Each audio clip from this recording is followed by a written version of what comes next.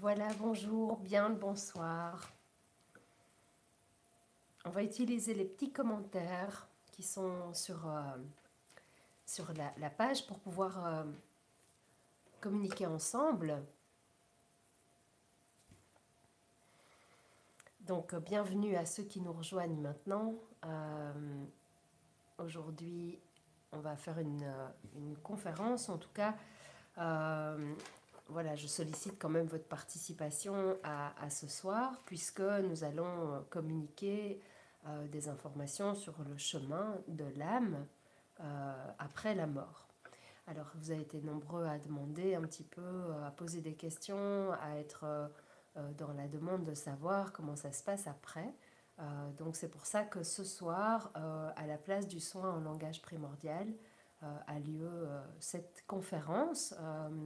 En tout cas, c'est surtout un partage de comment j'ai pu percevoir les choses à travers ma pratique. Mais on va attendre encore un petit peu avant de commencer, puisque je suis un peu à l'avance.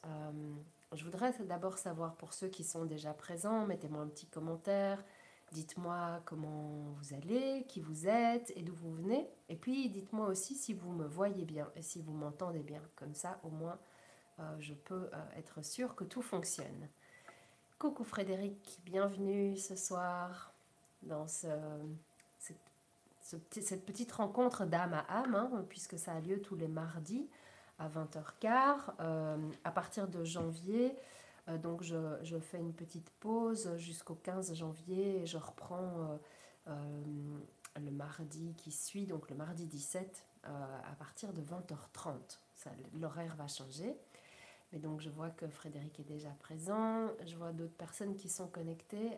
N'hésitez pas à me mettre qui vous êtes, participer dans ce partage parce que c'est intéressant, c'est important qu'on puisse être en communication. C'est le désavantage de YouTube, c'est qu'on ne peut pas voilà, intervenir de l'extérieur autrement que par le chat. Mais c'est pas grave, je vous lis, je vous vois, donc n'hésitez pas à me dire qui vous êtes, d'où vous venez et voilà, à vous inscrire dans cette participation par message. Voilà, je vais vous expliquer au fur et à mesure de la soirée un petit peu voilà, comment moi je perçois ce monde invisible, en tout cas dans la partie du passage de l'âme et de sa continuité quand elle quitte le corps physique. Si vous avez des questions, écrivez-les dans les commentaires pour que je puisse préciser certaines choses ou aborder certains sujets par rapport plus spécifique à ce chemin que l'âme fait, autant à travers sa création que par la suite. Donc n'hésitez pas à déjà me faire un petit coucou et à me donner votre prénom et la ville dont vous venez dans ces petits commentaires. Donc pour écrire dans les commentaires, si vous êtes sur le téléphone, normalement vous avez l'écran et puis vous avez un petit icône une petite fenêtre comme pour discuter, donc n'hésitez pas à écrire là-dedans. Est-ce que vous m'entendez bien? Parce qu'en plus je suis malade. Donc je ne sais pas si on m'entend bien. Si vous pouvez juste me dire ça, ce serait vraiment super.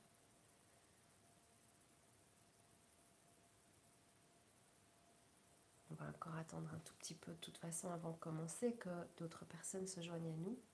Le son est impeccable, ok, super.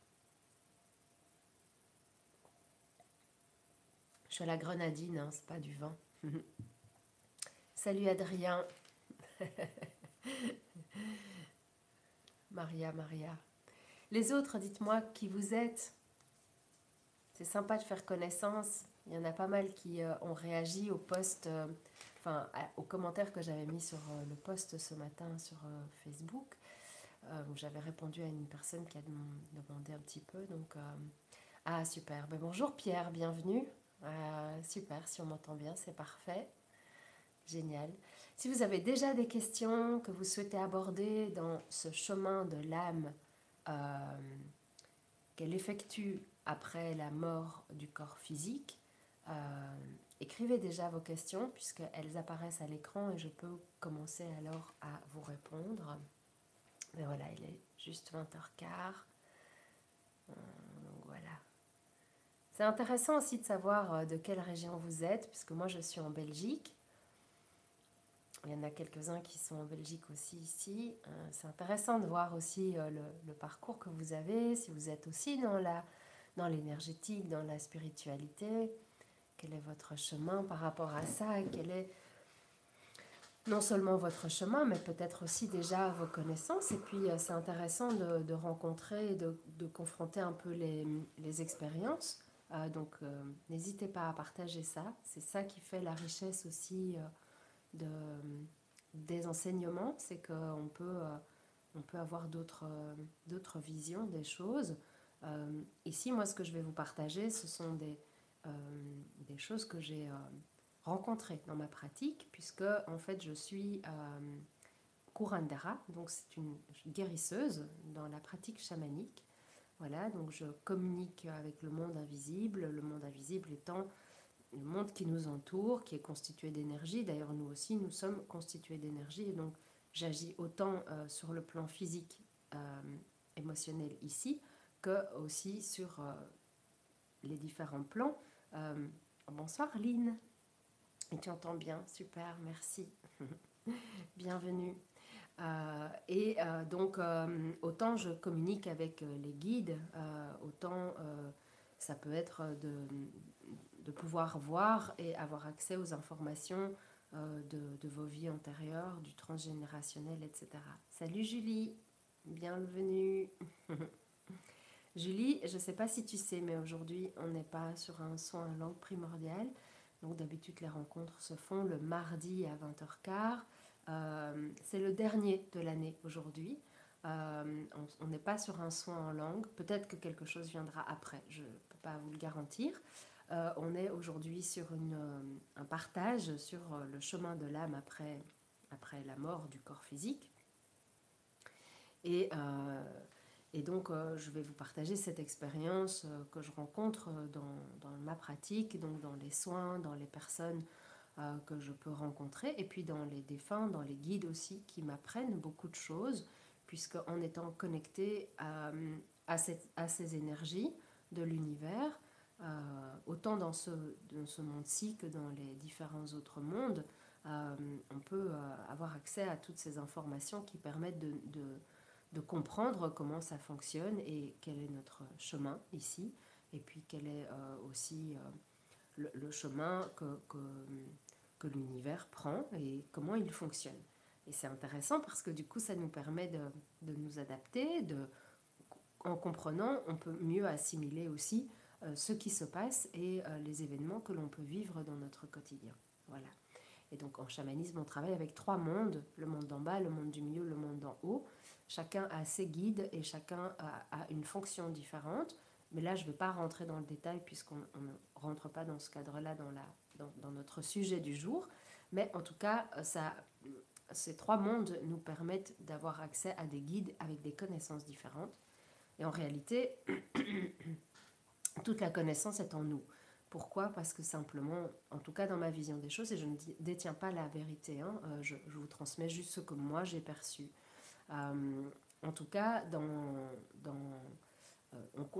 on a la connaissance du monde à l'intérieur de nous, puisque nous sommes créés dans cet univers extraordinaire et incroyable. Et à l'intérieur de nous se trouvent les secrets de l'univers. Maintenant, notre chemin ici, dans les incarnations que l'on fait, et peu importe que ce soit sur Terre ou dans d'autres dimensions ou dans d'autres planètes, nous permettent, j'ai bien vu ta question Pierre, nous permettent de travailler sur nous-mêmes pour relibérer cette connaissance et faire des expériences qui vont nous permettre d'avancer sur notre chemin. Bonjour Babette, bonsoir à toi. Super, tu entends très bien, merci pour le lien.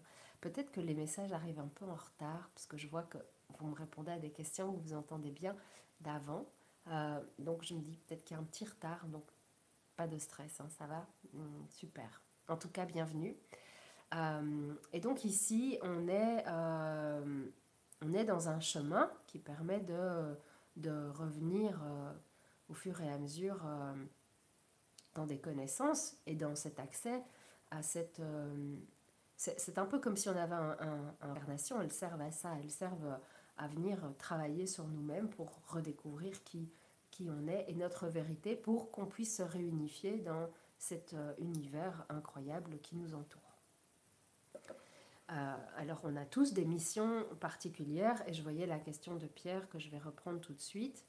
Ah super, Babette qui est du Luxembourg, génial. Est-ce que les guides sont morts aussi un jour? Alors en tout cas des guides que moi j'ai pu rencontrer, oui. C'est-à-dire qu'ils ont un parcours particulier aussi. Et en fait, je compare ça toujours un peu. On va combiner le spirituel et puis le matériel ici. Je compare ça à un jeu PlayStation. C'est vraiment, vous avez des niveaux différents qu'il faut monter. On passe des étapes qui nous permettent d'arriver à cette finalité. D'accord? Et donc, les guides, par exemple, sont arrivés avec une connaissance déjà et certains ont passé déjà des vies avec des morts, peut-être pas dans cette incarnation terrestre que nous connaissons sur notre Terre. Dans d'autres dimensions, oui. Et en fait, ils sont dans leur mission, ils sont là pour nous enseigner ce qu'eux ont appris dans leur parcours. Et eux aussi ont fait des erreurs et en réalité, il n'y a personne dans les guides qui est supérieur à quelqu'un d'autre. Alors, ça, ce sont des enseignements que j'ai reçus de leur part. Et à nouveau, je dis, je ne détiens pas la vérité, je vous transmets juste ce que moi j'ai reçu, après vous en faites ce que vous voulez. En tout cas, je m'excuse, je suis encore malade, donc du coup, de temps en temps, je tousse. Donc, ils sont là. C'est un peu comme les classes verticales que l'on a chez nous à l'école, c'est-à-dire qu'on mélange des niveaux différents parce que tout le monde a à apprendre de tout le monde. Il n'y a pas de supériorité, il n'y a pas de hiérarchie.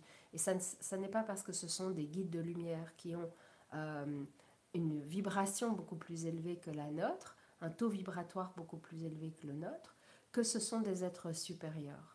Ils ont autant à apprendre de nous que nous avons à apprendre d'eux. Ils ont simplement effectué un chemin qui leur a permis d'aller plus loin et de rentrer pleinement dans leur mission et dans leur force à chacun d'eux qui est particulière, c'est-à-dire qu'ils ont atteint ce principe de je suis moi doué dans ce domaine-là et donc je vais accompagner mes partenaires, mes condisciples, enfin vous les appelez mes disciples si vous voulez, vous les appelez comme vous voulez, mes confrères, mes amis, ma famille, vous les appelez comme vous voulez, mais en tout cas ils sont là pour nous accompagner dans leur force. Et donc chaque guide a sa médecine et bien sûr qu'il existe des guides qui ont la même médecine, mais ils ont des particularités, des finesses différentes. Et selon les cultures, ils vont se nommer d'une certaine façon ou d'une autre, mais il n'y a pas de supériorité, il n'y a pas de hiérarchie dans ces guides par rapport à nous et nous par rapport à eux. Et donc simplement, ce sont comme des professeurs qui viennent nous enseigner ce qu'ils ont acquis comme connaissances et ça nous permet à nous de nous questionner, de nous confronter à ce qu'on peut percevoir, à ce qu'on connaît, à ce que l'on n'a pas encore appris ou à nos limites aussi pour découvrir ce qui nous convient, ce qui ne nous convient plus, ce qui est juste et retrouver notre essence première pour à notre tour devenir cette unité. Comment dire, c'est comme si, alors je vais prendre peut-être un exemple concret, mais c'est comme si, en Suède, je pense qu'ils ont ce type d'école où tout le monde a le même enseignement, il n'y a pas de classe, et puis à un certain moment, on va remarquer que celui-là est plus doué en menuiserie, celui-là est plus doués en informatique, et donc ils vont avoir des secteurs spécifiques, et puis ils vont monter dans des classes qui vont développer ces capacités-là parce que c'est leur dada, c'est leur domaine, c'est leur spécificité. Et à partir de là, ils vont pouvoir être guidés, et c'est comme si à un moment donné, ça se réunifiait dans ce mentor que nous avons, et qui va prendre sa place dans cet équilibre de l'univers. Voilà. Donc, bien sûr, ils ont fait leur chemin aussi, et ils sont passés par des étapes comme nous, simplement c'était il y a très très longtemps. Voilà. Alors,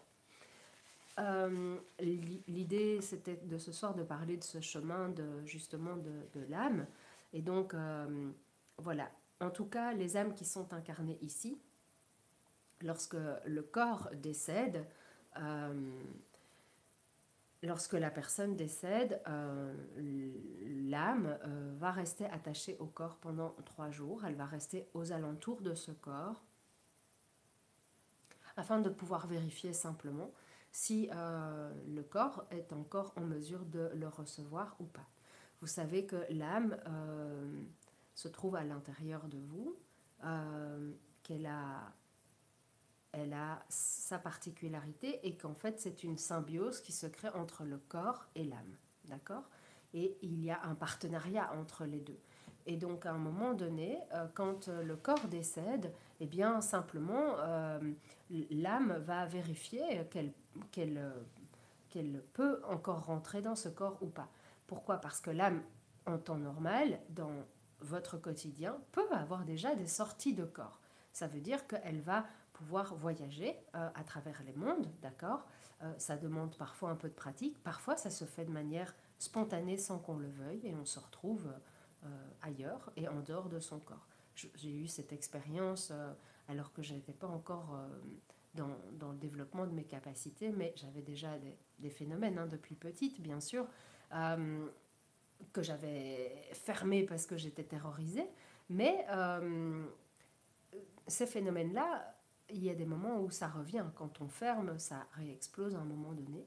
Et je me suis un jour retrouvée dans le corps d'une personne décédée. Voilà. Et ça a été une expérience assez traumatisante en fait. Mais ce sont des choses qui arrivent. Et des sorties de corps, j'en ai fait sans le vouloir. D'ailleurs, ça a toujours été mon rêve plus jeune, c'est d'arriver à faire des sorties de corps volontaires. C'est un domaine que je n'ai pas encore maîtrisé, que je ne maîtrise pas encore aujourd'hui, et qui viendra quand ça doit venir, si ça doit venir. Et puis voilà, ça fait peut-être partie de ce que je dois encore apprendre, et c'est très bien comme ça. En tout cas, de manière involontaire, j'ai clairement fait des sorties de corps, et c'était assez impressionnant. Maintenant, il y a des personnes qui ont une très grande facilité à le faire, il y a des techniques pour ça, et donc on peut avoir déjà de notre vivant des moments où cette âme sort de notre corps, d'accord? Et en général, elle rentre à l'intérieur, ok? Dans certains cas, on peut avoir des sorties de corps fragmentées dans le cas de trauma. Vous êtes victime d'une agression, vous êtes victime de viol, vous êtes victime d'un accident, vous avez plusieurs personnes autour de vous qui décèdent, vous avez des fragmentations de l'âme qui peuvent se créer par protection, par sécurité, et donc on rentre là dans des cas de dissociation qui permettent à l'âme de se préserver aussi, mais qui préservent aussi le corps, et qui en fait ont des conséquences, puisque si vous êtes fragmenté dans votre âme, il faut ramener ces morceaux, ce qu'on appelle du coup je perds le mot parce que j'avais une autre idée qui est venue en tête. Oui, ça peut aussi arriver dans le cas de violence psychologique. On peut avoir des fragmentations, et donc on procède à un recouvrement d'âme, c'est-à-dire qu'on va rechercher les parties manquantes de notre âme pour les réintégrer. Ici, ce qui nous intéresse aujourd'hui, c'est de pouvoir comprendre que donc, lorsque le corps décède, l'âme va sortir du corps, et après 3 jours, si elle constate que le corps n'est plus viable, alors elle a cette certitude que le corps n'est plus utilisable et elle va poursuivre son chemin. Dans ce genre de cas, normalement, dans un chemin classique, l'âme, après un certain temps, et ça peut prendre plus que 3 jours, et ça peut prendre moins de 3 jours, et vous allez trouver dans la littérature et dans les pratiques et dans votre culture peut-être des choses complètement différentes. C'est pour ça que les corps sont parfois enterrés directement après le décès, parfois et on attend plusieurs jours avant d'enterrer le corps. C'est entre autres parce qu'il y a ce processus de et si l'âme rentrait dans le corps, et c'est déjà arrivé d'avoir des réveils alors que les personnes étaient déjà décédées, et d'avoir des réveils plusieurs heures parfois après le décès. C'est rare, mais ça existe, il faut le savoir.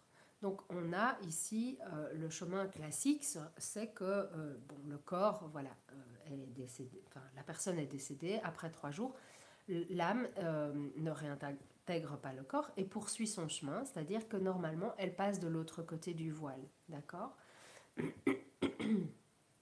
Lorsqu'elle passe de l'autre côté du voile, elle se retrouve, en tout cas moi dans ce que je perçois, dans un espèce de sas, un peu comme à l'aéroport, d'un sas dans lequel elle peut réapprivoiser qui elle était dans son chemin et elle peut encore être en contact avec les proches qui sont autour d'elle.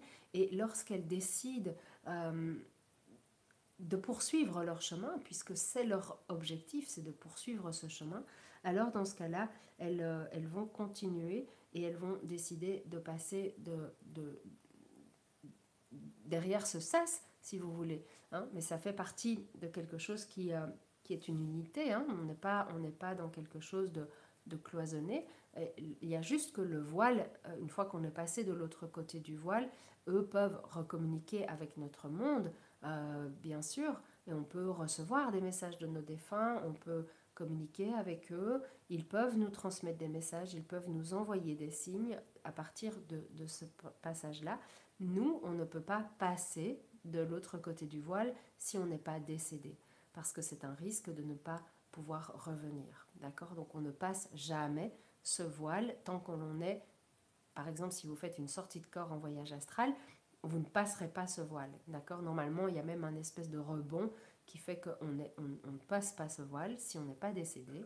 Mais par contre, eux peuvent redescendre à un certain moment. Mais ça leur demande beaucoup d'énergie et c'est en général pour ça qu'on demande à ce qu'on les laisse tranquilles. Cependant, les passeurs d'âmes, par exemple, qui ont cette faculté de pouvoir faire passer les âmes de l'autre côté du voile quand elles restent coincées entre deux mondes, vont permettre, eux, de communiquer, de recevoir les messages, soit par des visions, soit par l'audition, soit dans des ressentis, peu importe les canaux de vos dons sont... parce que tout le monde a ses dons en réalité, mais il faut juste les développer, chacun à son niveau, et tout va bien, enfin je veux dire, ça fait partie du chemin de chacun.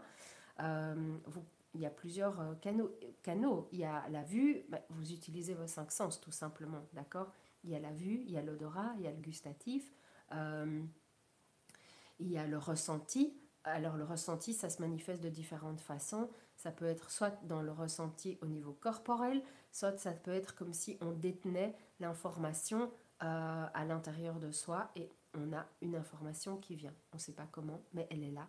Et donc ça aussi, c'est quelque chose qui nous permet de communiquer avec ce monde invisible. Et, et vous pouvez avoir tous vos canaux ouverts, tout comme vous pouvez avoir un canal qui est ouvert et puis pas les autres, et puis ça se développe au fur et à mesure. Et c'est comme ça qu'on reçoit les messages de nos défunts. Alors, avant de poursuivre le chemin classique, après le voile, on va juste revenir au fait que certaines personnes, quand elles décèdent, ne comprennent pas qu'elles sont décédées. Quand vous avez un accident qui a été extrêmement violent et extrêmement rapide, la personne qui est décédée ne se rend pas compte qu'elle est morte et qu'elle doit continuer son chemin et donc elle va continuer de fonctionner. Alors c'est pas comme si de rien n'était, mais il y a un espèce de déni parfois qui se crée et qui fait qu'on a on a des choses particulières qui se présentent. Mais en tout cas, ça veut dire que cette personne, elle n'a pas compris qu'elle devait passer de l'autre côté du voile, dans la lumière, comme on peut parfois dire aussi, et elle reste coincée entre les deux mondes. Il y a d'autres cas, dans le cas par exemple où la personne a beaucoup d'émotionnel qui intervient, ou qu'elle est en colère, ou qu'elle ne veut pas lâcher ses biens, ou lâcher sa famille, ça peut être un facteur qui fait que cette âme ne va pas passer de l'autre côté du voile et va rester ici dans cet entremonde à errer, et c'est ce qu'on appelle une âme errante. Une âme errante n'est pas la même chose qu'une entité, et n'est pas la même chose qu'une énergie résiduelle, qui sont souvent toutes les trois confondues. Pour ça, je vous invite à aller voir la petite vidéo que j'avais faite sur ma chaîne, qui explique ces trois particularités. Et donc, une âme errante, ben, ça dit ce que ça dit, c'est une âme qui erre entre les deux mondes. D'accord? Donc, elle n'est plus dans ce monde-ci, et elle n'est pas encore dans le monde d'après. Elle est entre les deux, et elle s'empêche finalement d'avancer et de poursuivre son chemin. Mais ce sont des choses qui arrivent, qui sont plus fréquentes qu'on ne le pense, mais c'est pas grave, c'est pas compliqué de les faire passer. Parfois, il faut négocier un petit peu, parce que quand elles sont attachées à certaines choses et qu'elles ne veulent pas les lâcher, ça peut être des proches, ça peut être leur maison, ça peut être des animaux, peu importe, alors elles restent entre deux. Donc parfois, il faut expliquer, parler, dialoguer avec eux pour leur permettre de passer de l'autre côté. D'accord? Alors, il y a un troisième cas de figure dans les âmes errantes. On a des personnes qui ne peuvent pas passer de l'autre côté, simplement parce que la famille les retient et les empêche de passer de l'autre côté. Et il y a un travail parfois de deuil qui doit être fait pour permettre à ces personnes de comprendre ce qui se passe.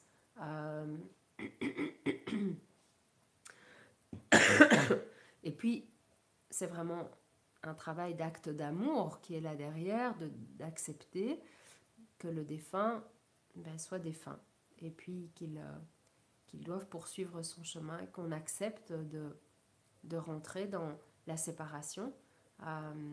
C'est un chemin qui n'est pas toujours facile, mais quand on peut établir le dialogue entre la personne défunte et puis les proches, et qu'on peut leur expliquer, parfois les proches ont du mal à lâcher leur défunt parce qu'ils n'ont pas compris ce qui s'est passé.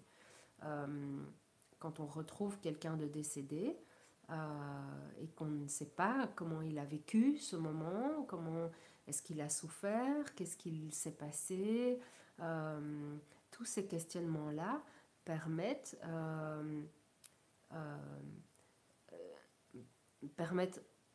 au défunt de rester avec ses proches, mais ce n'est pas son rôle, d'accord? Et ça, en fait, le dialogue, lui, va permettre de comprendre et d'accepter certaines choses, ou de soulager aussi certaines personnes de savoir de comment son proche est décédé, de quelle façon. Et même si parfois c'est violent, eh bien on a un apaisement qui est là. Pourquoi? Parce que le cerveau, lui, il a besoin de choses concrètes, il a besoin de savoir et de comprendre pour assimiler et faire rentrer l'événement comme quelque chose de clôturé et pas de quelque chose qui est encore ouvert. Et donc, établir ce dialogue permet justement d'aider les personnes qui restent à laisser partir leurs proches, et dans ce cas-là, les proches peuvent passer dans la lumière. J'ai eu le cas comme ça de plusieurs personnes. Au début que mes dons se sont ouverts, j'avais des personnes qui venaient me raconter leur mort, parce que dans certains cas, les morts sont solitaires ou sont violentes, et qu'ils avaient besoin de se décharger de ça pour pouvoir être légers, pour passer dans cette lumière. Donc j'ai des personnes qui ont été assassinées, par exemple, qui sont venues me raconter sur plusieurs nuits. Au départ, c'était plus lent que maintenant. Et j'ai déjà vécu des personnes une personne, par exemple, qui est venue me visiter pendant 3 nuits pour me raconter son histoire, à travers le rêve. Et alors ça se passe de façon différente, c'est-à-dire que cette fois-là, par exemple, la personne m'a fait vivre ce qu'elle a vécu à travers ses rêves, mais qui étaient extrêmement réalistes, hein, c'était juste hallucinant, et qui m'a fait vivre son décès, euh, pour que je puisse comprendre, et puis pour qu'elle puisse, elle, euh, déposer en fait cette histoire, parce que quand on meurt de cette façon, c'est une personne qui avait vu des choses qu'elle ne devait pas voir, qui a déserté dans la montagne, n'était pas ici en Belgique. Euh, Elle a déserté dans la montagne pour fuir, en fait, parce qu'on l'avait simplement vue être témoin de choses qu'elle ne devait pas être témoin. Et puis ils l'ont finalement retrouvée. Et quand ils l'ont retrouvée, et voilà, même en ayant promis que cette personne ne dirait rien de ce qu'elle avait vu, ça a été assez troublant, parce qu'elle a elle a vraiment cru à un moment donné qu'ils étaient d'accord de vraiment la croire, qu'elle n'allait pas parler.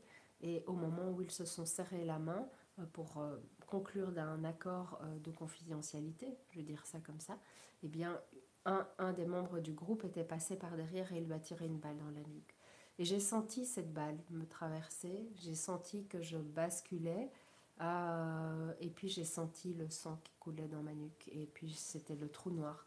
Et une fois que ça a été déposé, j'ai vu cette personne venir me dire merci, mais elle était à l'extérieur de moi, alors que d'habitude, dans ce rêve, chaque fois, elle m'a fait vivre à travers elle, et puis là, elle s'est présentée devant moi en me disant, elle m'a fait un signe merci d'avoir accueilli cette histoire, et puis je l'ai vue passer dans la lumière.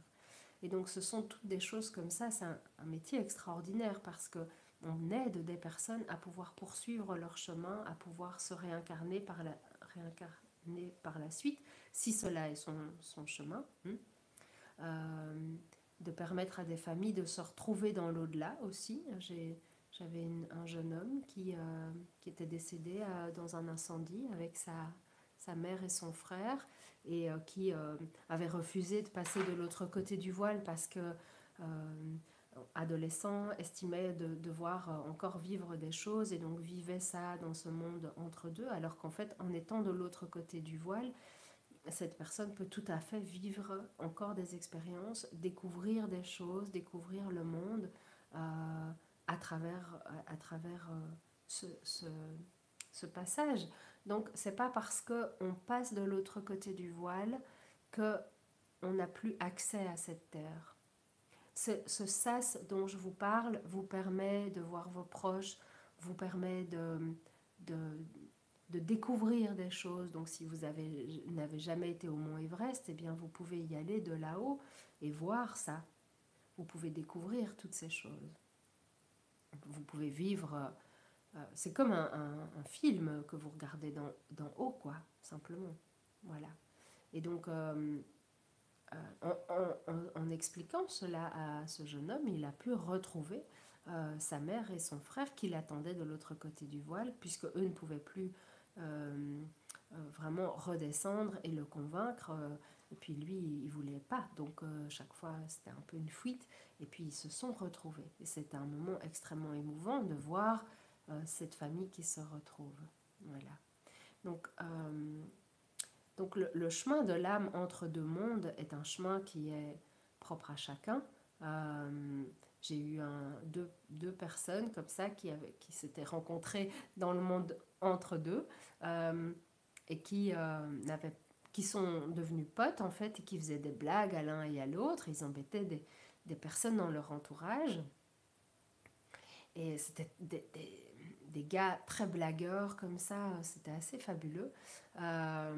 Et en fait, ils n'avaient pas compris qu'ils étaient morts. Et ils se sont fait copains comme s'ils s'étaient rencontrés au café du coin, quoi. Et, euh, et alors, quand je leur ai annoncé, je leur ai dit, mais les gars, vous savez qu'en fait, vous êtes morts. Ils se sont regardés, mais ébahis. Ils ont éclaté de rire en disant, merde, on s'est pas rendu compte. Et donc là, il y a une prise de conscience qui se fait. Donc je leur ai dit, ben voilà, maintenant vous pouvez passer tous les deux de l'autre côté. Il n'y a pas de souci avec ça et vous allez pouvoir continuer de faire des blagues ensemble si vous avez envie de l'autre côté. Et donc ils ont accepté de passer et puis les phénomènes de blagues que la personne pouvait vivre dans cette incarnation ici, que eux leur faisaient vivre, eh bien les phénomènes se sont arrêtés. Donc il y a plein de choses, d'histoires différentes et de parcours différents des âmes, mais dans la pratique, dans ce qu'on attend d'une âme, c'est qu'elle continue son chemin. D'accord. Alors, je ne sais pas si vous avez des questions, parce que là, je parle pas mal, donc je vais regarder un petit peu. Ah, voilà. Bonsoir Marie-Christine, bonsoir Sophie.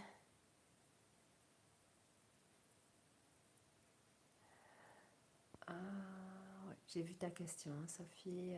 Salut Ludivine, coucou, princesse, ma sista. Coucou Mireille. Ah voilà, super, Belgique. Alors, je reprends la question de Sophie. Est-ce que ceux qui vivent des expériences de mort imminente passent ce fameux voile? Alors, je n'ai pas toutes les réponses. Il est dans, alors, de ce que je reçois maintenant, non. De ce que je reçois, c'est le chemin se fait, c'est-à-dire qu'ils passent la porte, mais ils n'arrivent pas jusque de l'autre côté du voile.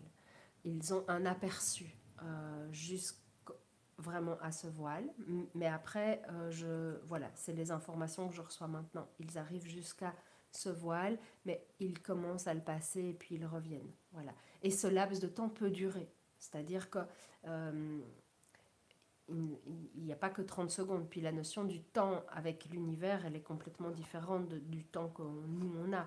Et donc, ce phénomène de mort imminente, c'est que physiquement, oui, il y a cette mort physique, mais au niveau de l'âme, il y a un voyage, en fait, qui se fait jusqu'à la porte, mais il n'y a pas de passage à la porte.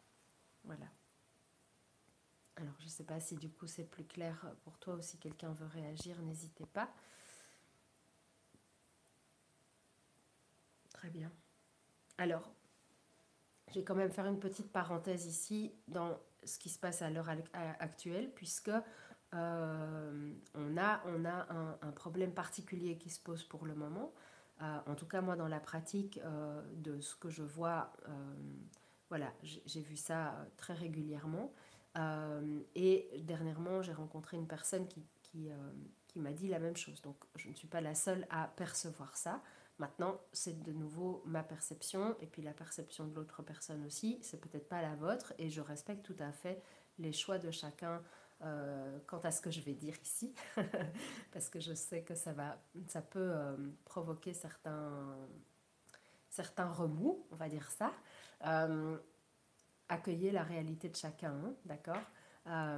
C'est que dans le cas de la vaccination, on a des problèmes au niveau de la fragmentation de l'âme qui peut, en fonction du nombre de doses, avec plaisir Sophie, en fonction du nombre de doses, peut fragmenter l'âme complètement ou pas.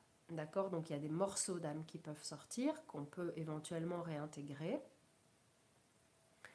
Mais il y a des moments où le corps réagit trop fort par rapport au vaccin et donc ne permet plus à l'âme de rester dans ce corps.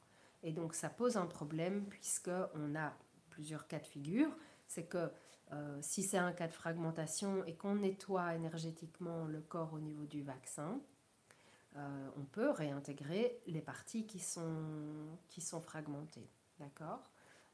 Si on nettoie le corps et que l'âme est sortie complètement, eh bien, on peut réintégrer l'âme dans le corps de la personne si l'âme est d'accord et si on a cette possibilité de nettoyer complètement et correctement le corps. D'accord. Par contre,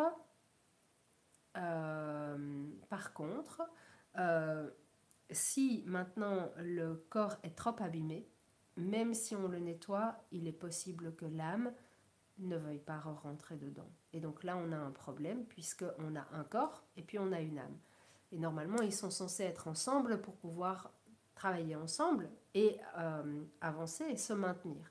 Si maintenant l'âme est séparée du corps, c'est comme quand une personne décède, c'est que l'âme, elle va voir si elle peut re-rentrer dans le corps. Si à un certain moment, elle voit qu'elle ne peut plus re-rentrer, elle va commencer à s'éloigner, elle va commencer à poursuivre son chemin.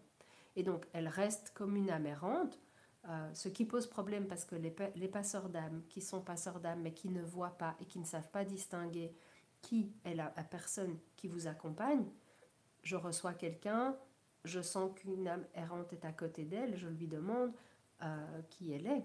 Ça peut être quelqu'un qui erre et qui ne sait pas où aller, qui s'est collé à vous parce qu'elle vous trouve sympathique et qu'elle se sent en sécurité avec vous, ou parce qu'elle aime votre énergie ou la substance de votre énergie. Mais si maintenant je ne sais pas faire la différence et que je peux voir que ah bah tiens c'est votre grand-père, bah c'est ok, on discute avec votre grand-père et puis on négocie pour qu'il puisse continuer son chemin, soit avec vous, soit avec lui. Mais quand c'est votre âme, votre propre âme, si moi je ne sais pas faire la différence entre c'est votre grand-père ou c'est vous que je vois à côté parce que en fait vous avez une sortie de corps qui s'est faite à cause du vaccin, eh bien je risquerais de vous faire passer et après je ne sais plus vous récupérer.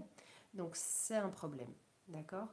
Donc j'invite vraiment tous les passeurs d'âme à vraiment faire attention quand ils font des passages d'âme, à vérifier autant qu'ils peuvent si l'âme qui est à côté de la personne que vous recevez est bien une âme errante ou si c'est l'âme de la personne qui est à côté parce qu'elle a été vaccinée et qui a une sortie de corps. D'accord? Alors, parce qu'après on se retrouve avec des dégâts. Hein. Donc, une âme qui n'est plus à côté du corps, qui est déjà en chemin de réincarnation ou qui fait déjà son chemin pour aller vers la lumière, on peut nettoyer le corps et la faire réentrer si l'âme est d'accord. Si elle n'est pas d'accord, malheureusement, ce qui va se passer, c'est que le corps va se dégrader de plus en plus et l'âme va poursuivre son chemin et puis le corps va poursuivre son chemin sans son âme, c'est-à-dire qu'il va tenir ce qu'il peut tenir et à un moment donné, eh bien, le corps va commencer à lâcher ou poser vraiment des réels problèmes à des âges où ça ne devrait pas poser problème. Et puis on arrive dans certains cas à des décès. Enfin, de toute façon, on arrivera à un décès puisque tout le monde doit mourir un jour. Hein. Mais ce sera vraiment prématuré. Et donc, on est là dans des situations qui sont vraiment complexes. Donc, je vous invite, si vous avez été vacciné, à vérifier votre état auprès d'un énergéticien si vous en avez la possibilité, qui, de préférence, sait faire la différence entre une âme errante et puis votre âme. D'accord? Donc voilà, ça c'est voilà, le problème qui se pose actuellement, qu'il n'y avait pas avant. Oui, dans le cas de, comme je vous ai dit, de trauma où l'âme est fragmentée, on pourrait confondre, les passeurs d'âme pourraient confondre aussi un morceau de votre âme qui est fragmenté et qui est encore à côté de vous, qui demande qu'à être réintégré quand le travail de nettoyage a été fait, ou un morceau qui serait considéré comme « Ah, c'est une âme errante qui s'est collée à toi ».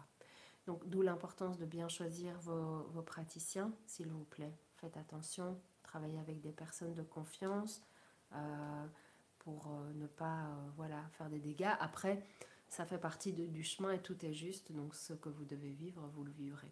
D'accord? Alors, j'ai vu qu'il y avait des questions qui passaient. Est-ce que si un défunt est décédé depuis plusieurs années, il est possible de communiquer avec lui et recevoir ses signes? Oui, tout à fait. En fait, il faut savoir qu'une âme errante, par exemple, je reprends d'abord le cas de l'âme errante. Une âme errante peut être errante un jour, 2 jours, 1 an, 2 ans, 10 ans, et puis elle peut rester énormément de temps à partir du moment où elle décide de ne pas passer de l'autre côté ou à partir du moment où on ne la laisse pas passer de l'autre côté. Elle peut errer pendant des années, des années, des années, d'accord? Donc, dans ce cadre-là, effectivement, on peut toujours communiquer avec elle Le cas échéant, si maintenant, imaginons, votre grand-père est décédé, vous souhaitez savoir s'il est passé ou non, et en fait, il est décédé avant votre naissance et vous avez 45 ans, j'invente, eh bien, on peut, s'il n'est pas passé, communiquer encore avec lui, d'accord? Et puis, on peut le faire passer pour qu'il puisse poursuivre son chemin. Dans le cas de personnes qui sont décédées depuis plusieurs années et qui sont passées de l'autre côté du voile, il y a cette possibilité de communiquer encore avec eux s'ils ont décidé de rester encore dans ce sas dont je vous parlais tout à l'heure. Si les personnes ont décidé de poursuivre leur réincarnation et de poursuivre leur chemin au-delà du sas, c'est-à-dire d'entamer vraiment ce processus de clôture de l'incarnation qu'ils ont vécu, tout dépend du chemin et de où ils sont sur le chemin. En tout cas, à mon niveau, je peux encore percevoir des messages, le contact est différent et on reçoit des informations différemment, mais on peut encore percevoir les informations et on peut encore communiquer avec eux tant qu'ils ne sont pas passés dans ce nettoyage de la mémoire, dans le passage de la mémoire, de libération de la mémoire. Donc, quand l'âme elle est passée de l'autre côté du voile, qu'elle a décidé de clôturer son incarnation et de poursuivre son chemin, donc elle a stoppé le sas où elle peut être encore dans sa préparation à sa nouvelle vie, alors elle passe dans un genre de... Alors moi, je le vois comme une espèce de tube, et puis qui en fait l'amène dans une boule de feu, et où elle est nettoyée de ses mémoires qui sont conservées dans les mémoires akashiques, et puis qui en fait va ressortir nettoyée et... comment dire, c'est quoi ce terme, c'est pas anesthésié, mais amnésiée de l'incarnation qu'elle vient d'avoir. Alors, c'est un peu particulier comme concept puisque les informations sont transmises dans ces annales akashiques. Mais il y a certains cas où l'âme peut conserver, d'ailleurs vous le voyez, sinon on n'aurait pas accès à ses vies antérieures, et dans tous les liens karmiques, on est encore dans une communication où l'âme est présente et a des stigmates de ces vies antérieures.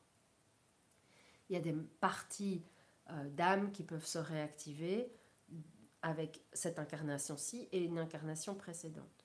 Donc, tout ça, on peut encore y avoir accès jusqu'au moment où elle passe dans ce tube pour être amnésiée de son incarnation. Donc là, on peut communiquer avec l'âme jusqu'à ce moment-là.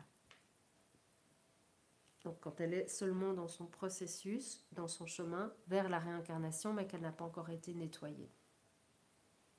Là, on peut encore avoir les infos.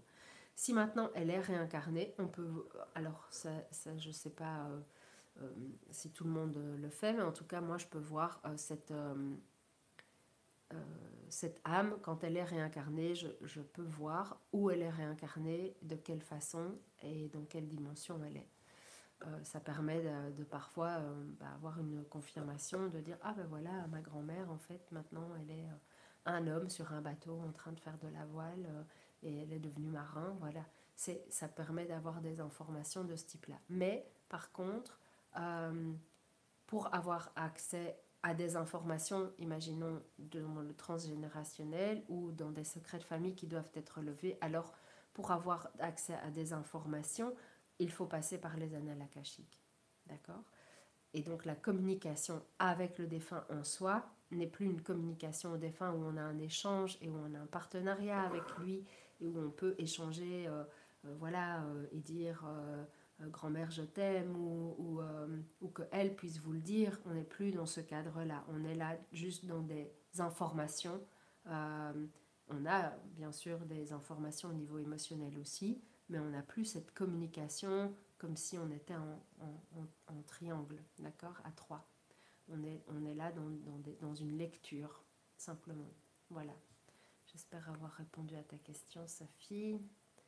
Et après, hop. Et en cas de réincarnation d'un défunt, est-il possible de continuer à communiquer avec elle? Les avis sont contradictoires selon la personne. Bien sûr, tu vas avoir toujours des avis contradictoires parce que chacun a sa vision des choses. Et puis c'est normal, en fait. Tout simplement parce qu'il n'existe pas qu'une seule vérité. La vérité, elle existe à travers la réalité de chacun. Et en fonction des cultures, les choses vont être déjà différentes. En fonction des courants spirituels, tu vas avoir des informations autres aussi. C'est pour ça que depuis le début, je vous dis, moi, je ne détiens pas la vérité, je vous transmets juste ce que j'ai vu. Et puis, à vous de sentir ce qui vous semble être juste dans ce que vous ressentez. Voilà. Alors, tu demandais si, une fois qu'elle est réincarnée, on peut toujours communiquer avec elle.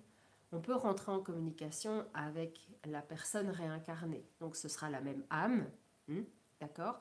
Mais simplement, tu n'auras pas la personnalité de la personne que toi, tu as rencontrée dans cette incarnation. Ce sera la personnalité de l'autre personne. Et on peut communiquer avec elle, mais tu vas avoir des informations qui seront... qui ne vont pas vraiment te servir puisqu'elle va être dans cette autre réalité. D'accord? Maintenant, ça peut se faire et là, j'attire vraiment votre attention, ça peut se faire si on a l'accord de la personne et ça, c'est pour la communication aux défunts toujours aussi, c'est qu'on demande l'accord de la personne défunte aussi. Alors évidemment, quand on communique avec des vivants, c'est beaucoup plus facile d'avoir leur accord. Donc, tiens... Est-ce que tu peux regarder si telle personne a quelque chose? Je ne le fais pas, sauf si j'ai l'accord de la personne. Sinon, on rentre dans la magie noire. Il y a une porte possible, c'est de pouvoir demander directement à l'âme, puisqu'on a cette faculté de pouvoir communiquer avec le monde invisible. On peut demander à l'âme si elle est d'accord d'avoir... que l'on puisse communiquer avec elle. Et si on a cet accord-là, c'est bon aussi. Mais si on peut avoir l'accord de la personne incarnée, c'est mieux. Maintenant, quand on rentre en communication, donc vous venez, je voudrais communiquer avec ma grand-mère, eh bien, quand moi je vais me connecter, je vais demander son nom et je vais appeler cette grand-mère, je vais lui demander, est-ce que vous êtes d'accord que l'on communique avec telle personne? Et la personne va dire oui ou non. Si je n'ai pas cet accord, et ça arrive des fois où la personne dit, moi je ne veux pas communiquer avec cette personne, et la communication est rompue. Et il faut pouvoir respecter ça, d'accord? Parce que c'est pas parce que ce sont des personnes décédées qu'on ne peut pas les respecter. Et puis il faut respecter la vision des choses de chacun aussi. On n'est pas là pour imposer une réalité ou pour imposer une vision. On est là pour comprendre, pour travailler dans l'amour, dans la bienveillance. Et on travaille avec ce qui nous est donné. Et parfois, ce qui nous est donné... eh bien, ce sont des éléments qui sont là voilà, pour ce qui est juste pour vous aujourd'hui. Et c'est pas pour ça que vous allez détenir toutes les informations en une seule fois. Quand on communique avec les guides, c'est le même principe, c'est qu'ils vont nous montrer ce qu'on doit savoir aujourd'hui. Et parfois nous montrer des choses qui sont erronées, simplement parce que en vous donnant ces choses erronées, ça va peut-être débloquer quelque chose chez vous qui va vous permettre d'avancer autrement. Et ce sont des apprentissages aussi. Et c'est ça toute la magie du monde invisible. C'est que tout, en fait, a une finalité et que tout est là et que tout est géré de manière impeccable. Même si on a parfois cette sensation de chaos, même si on a parfois cette sensation d'être complètement abandonné, tout est là pour nous apprendre. Voilà. Autant dans l'ombre que dans la lumière. Donc, voilà.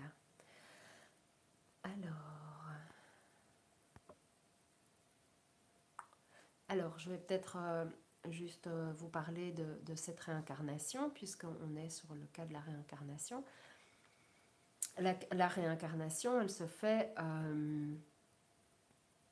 par choix, déjà, de l'âme qui décide de se réincarner ou pas. Elle peut entamer ce processus après le SAS, d'entamer ce processus de réincarnation, mais ce n'est pas pour ça qu'elle se réincarne directement. Une fois qu'elle a elle a été nettoyée de ses mémoires. C'est pas pour ça qu'elle se réincarne directement. Elle peut encore être dans cet univers, dans cet espace, sans se réincarner directement, et elle peut rester là autant de temps qu'elle le souhaite. Et donc la notion de temps, de nouveau, elle est très aléatoire, mais donc il est tout à fait possible que cette âme, elle va rester dans cet espace, ce que nous on pourrait considérer comme 10 minutes ou 10 ans, peu importe. Et donc tant qu'elle n'a pas redécidé de se réincarner, ou tant qu'on ne lui a pas proposé une nouvelle incarnation, eh bien, elle peut rester dans cet espace et simplement avancer et juste être dans cet espace. D'accord? Et une fois qu'elle décide de se réincarner, c'est parce que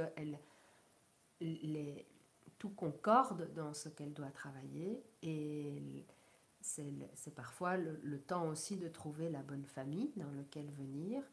Euh, et à ce moment-là, elle va descendre. Et il est possible qu'elle reste très peu de temps, tout comme elle peut rester très longtemps dans cette incarnation en fonction de son processus et de ce qu'elle doit encore comprendre ou travailler. C'est pour ça qu'on a parfois aussi des fausses couches ou des enfants qui décèdent très jeunes. C'est simplement que l'âme doit juste terminer un travail. Et c'est terrible pour les personnes qui vivent ça, on est bien d'accord. Après, tout est juste dans le sens de... Ça fait partie du chemin que vous devez apprendre si vous avez vécu ça. Voilà. Alors je sais que c'est un sujet qui est très délicat et qui est très sensible. Je l'entends, je le comprends, et je suis vraiment de tout cœur avec toutes les personnes qui vivent ces processus-là. De toute façon, dans tous les processus de deuil, il y a quelque chose qui doit être transmuté ou compris. Mais simplement, sachez que tout arrive parce que ça doit arriver. Dans cet équilibre qu'est l'univers, tout arrive parce que cet équilibre doit être maintenu. Et que le chemin d'une âme, lorsque vous permettez à cet enfant d'arriver jusqu'à vous, même si vous le perdez très rapidement, peu importe que ça soit durant la grossesse ou peu après la naissance, vous avez permis à cette âme de vivre sa dernière expérience dans le chemin qu'elle est en train de vivre. Et c'est vraiment un cadeau que vous lui faites de pouvoir lui offrir ce chemin pour pouvoir émerger dans sa lumière par la suite. Maintenant, à votre niveau, ça fait partie de votre chemin de vivre cet événement pour pouvoir comprendre certaines choses et peut-être acquérir un apprentissage douloureux, on est bien d'accord, mais qui va vous permettre de grandir et d'avancer sur votre propre chemin aussi. Et donc c'est vraiment un partenariat entre les âmes de s'entraider dans leur chemin. Et donc une incarnation vient pour vous aider à travailler certaines choses, pour vous aider à avancer sur votre chemin, et vous lui rendez l'appareil. Donc il y a toujours cette énergie combinatoire qui va faire que vous allez tous avancer. D'accord? Et c'est votre objectif, c'est d'avancer. D'accord? Voilà. Est-ce que vous avez des questions déjà? Parce que là, ça fait beaucoup de temps que je parle. Est-ce que tout est clair? Est-ce que vous avez envie de réagir à certaines choses que j'ai dites? N'hésitez pas à écrire dans le chat, dans le petit commentaire.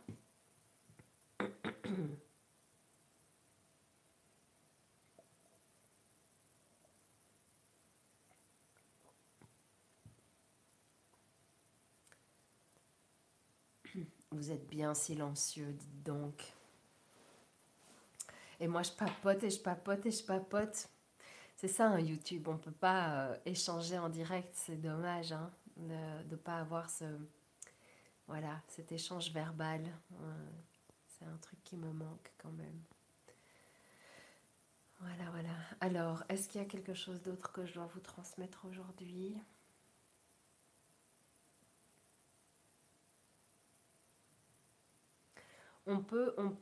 J'ai vu sur ce qui me vient maintenant, mais tout à l'heure sur Facebook, ce qui venait beaucoup, c'est les signes. Vous demandiez beaucoup par rapport aux signes. Les défunts peuvent vous envoyer des signes selon les différents canaux que je vous ai expliqués tout à l'heure. Ça peut être des visions, mais ça peut être des odeurs, euh, ça peut être des goûts qui émergent tout d'un coup. Ça peut être des ressentis d'une présence, ça peut être des signes qu'ils vous donnent comme des plumes ou des choses totalement improbables qui surviennent. Donc les signes peuvent être transmis par les défunts à partir du moment où ils sont décédés. Donc à partir du moment où l'âme quitte le corps, l'âme peut transmettre des messages. Et ça peut être directement au moment où elle est sortie du corps, tout comme ça peut être en étant errante ou en étant de l'autre côté du voile. Et ça peut prendre le laps de temps indéfini en fait. Tout dépend du chemin. C'est pour ça que c'est compliqué de répondre à cette question. Mais en fait, il n'y a pas de normes.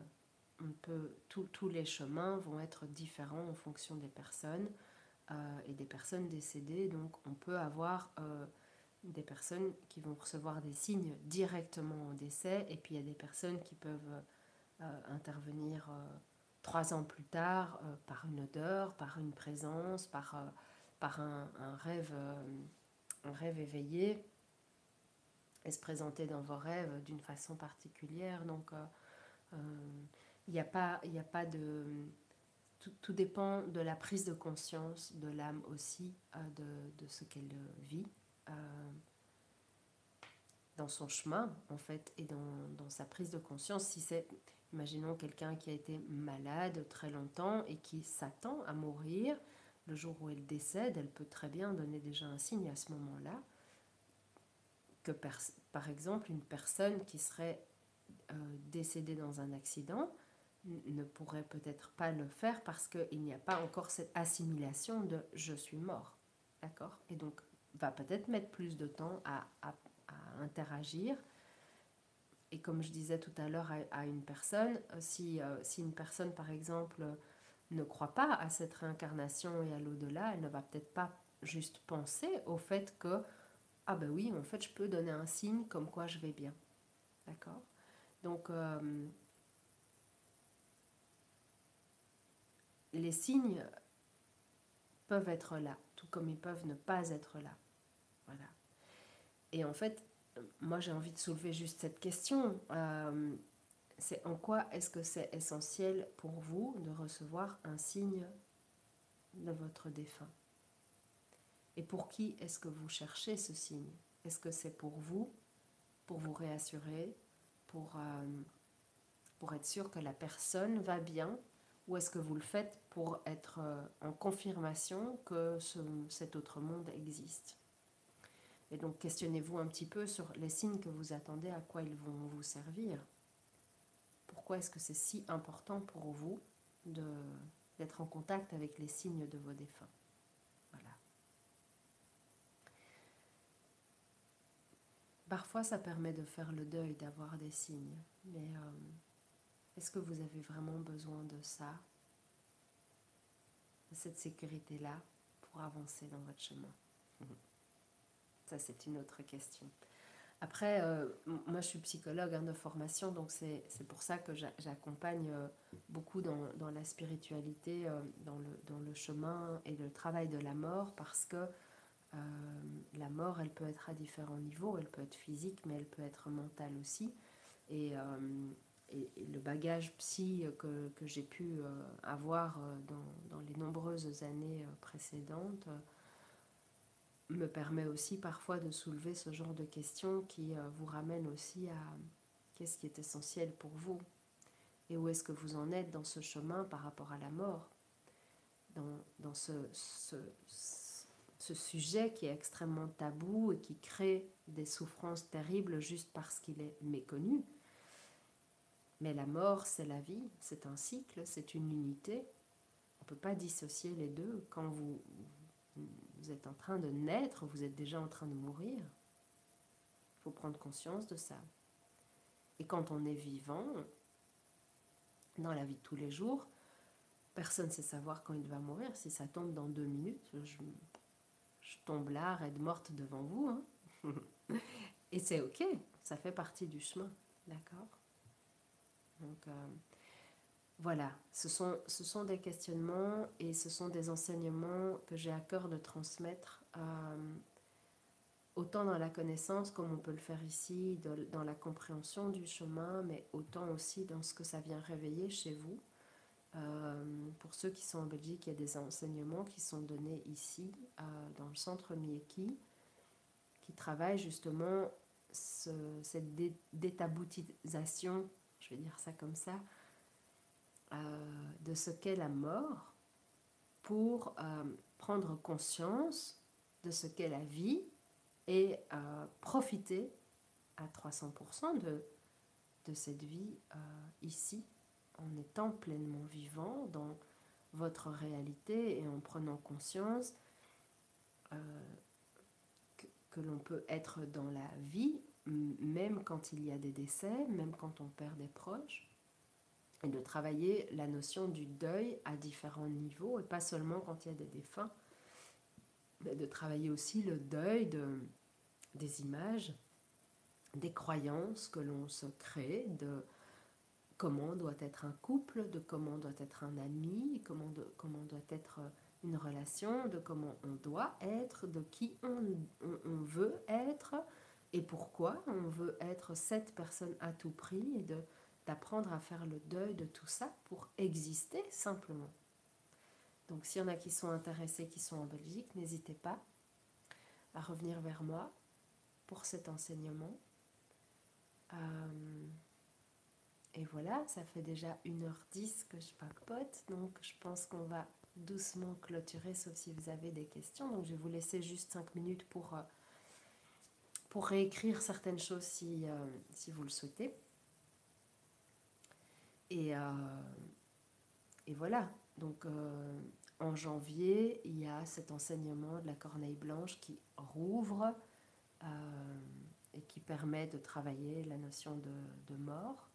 Il y a un enseignement sur l'enseignement du dragon qui va venir travailler tout l'émotionnel, dans vraiment la réappropriation des émotions pour les personnes qui sont hypersensibles et qui veulent ne pas être dans cette hypersensibilité comme un calvaire, mais une hypersensibilité comme une force.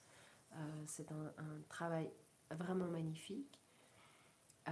Et alors il y a un mentorat sur la spiritualité, et ça c'est ouvert aussi à distance. C'est l'enseignement Mieki, vraiment. Donc Mieki, ça signifie sagesse, et donc c'est un enseignement justement de rencontre, de partage, mais là ça ne se fera pas sur YouTube, ça sera sur Jitsi ou sur Zoom, pour pouvoir avoir cet échange verbal entre nous, et qui permettrait justement de développer sa spiritualité, de développer aussi les connaissances du monde invisible, dans le partage des expériences, dans le partage de ce qu'on peut vivre, de ce qu'on a vu, de ce qu'on peut... Parce que là, moi je vous ai donné une partie, mais il y a tellement de choses à dire sur les âmes, c'est un domaine incroyable, donc... Voilà, si vous êtes intéressé, n'hésitez pas à m'envoyer un petit message en privé sur Facebook, à prendre contact avec moi. Et le mentorat ouvre en janvier aussi. Les dates ne sont pas encore mises sur le site, mais c'est ce travail spirituel pour développer vos connaissances, pour développer qui vous êtes, pour développer vos dons, pour vous retrouver, pour... peu importe le niveau auquel vous êtes, il y a tout le monde est le bienvenu dans cet échange. Donc voilà. Bien. Alors, voilà. Alors, je ne sais pas s'il y a un problème ou s'il y a plus de personnes qui veulent noter des choses. En tout cas, merci infiniment d'avoir été présent. Les autres soins en langage primordial, donc la langue de la création, la langue de l'âme, c'est la toute première langue que votre âme parle. C'est vraiment la toute première langue de l'univers. Les soins ont lieu les mardis à partir du 17 janvier à 20h30 sur cette chaîne. Il n'y a pas besoin de vous inscrire. Si vous vous abonnez, vous recevez vous recevez les informations comme quoi il y a un direct qui est en cours. Mais tous les mardis, il y a soit un soin en langage primordial, donc avec cette langue, je vous transmets un soin qui est donné par un guide. En général, c'est la source même qui est présente, que j'incorpore et où je peux vous donner, voilà, il donne un sujet qui est à travailler sur le moment. Et cette langue va venir agir directement au niveau de votre âme. Il y a déjà une cinquantaine de soins, je pense, même un peu plus sur la chaîne. Vous pouvez découvrir. Je vous invite d'abord à regarder la petite vidéo sur ce que c'est le langage primordial. Et puis, parfois, les mardis, c'est soit un soin, soit c'est une canalisation. Donc, il y a une différence entre canalisation et incorporation. Il y a une petite vidéo là-dessus aussi. Sur des messages que les guides souhaitent nous transmettre dans ce qu'on traverse, dans nos périodes de vie. Donc, soyez les bienvenus. Ça me ferait vraiment plaisir de vous y voir. Et n'hésitez pas à me mettre votre nom dans les commentaires. C'est toujours chouette de pouvoir voilà, savoir avec qui on parle. En tout cas, merci d'avoir été présent. Je vous souhaite une merveilleuse soirée. J'espère que ça a pu vous enrichir ou confirmer ou infirmer certaines informations. En tout cas, j'espère que ça travaille chez vous. Je vous fais des bisous. Je vous dis à très vite et merci encore. Bisous, bisous. Ciao.